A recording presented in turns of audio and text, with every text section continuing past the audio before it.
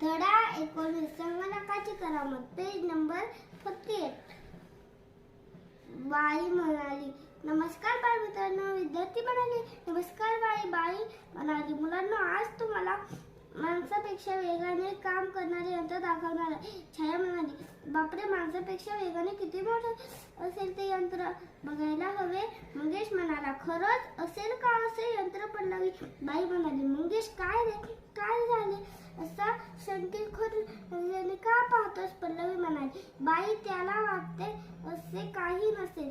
बाई म्हणते, चला तर माझ्यासोबत, मी तुम्हाला दाखवते. हे बघा, याला संगणक म्हणतात. सर्व मुले असे चकित नजरेने पाहतात. समीर होतं, बाई ही वायर कसली हो, आणि वायरला उंदरासारखे काय जोडले आहे? बाई म्हणते, अरे याला माऊस म्हणतात.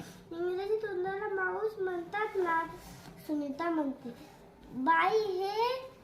बाई हे इतके छोटे यंत्र कोणकोणती कामे करते ते सांगा ना. बाई म्हणते, हे बघा मुलांना, संगणक छोटा आहे परंतु तो खूप कामे करतो. बरं, संगणकावर टाईप करता येते, गाणी गोष्टी ऐकता येतात, चित्रपट पाहता येतात, संदेश, चित्रे, पत्रे, पुस्तके यांसारखी माहिती जगात कोठेही वेगाने पाठवतात येते. चित्रे काढता येतात, खूप माहिती साठवून ठेवता येते.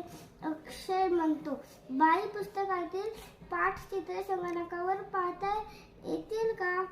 कविता ऐकता येईल का? बाई म्हणते, हो. साहिल म्हणतो, बाई आम्हाला ऐकव ना मग.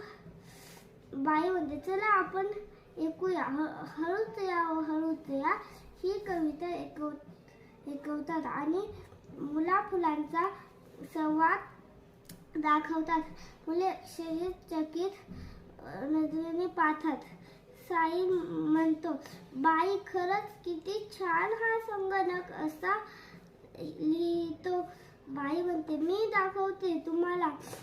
बाई कीबोर्डवर टाईप करतात आणि अक्षरे दिसू लागतात.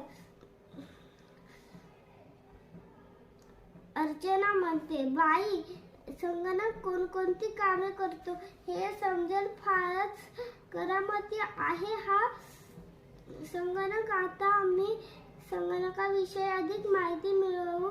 तुम्ही करा ना मदत.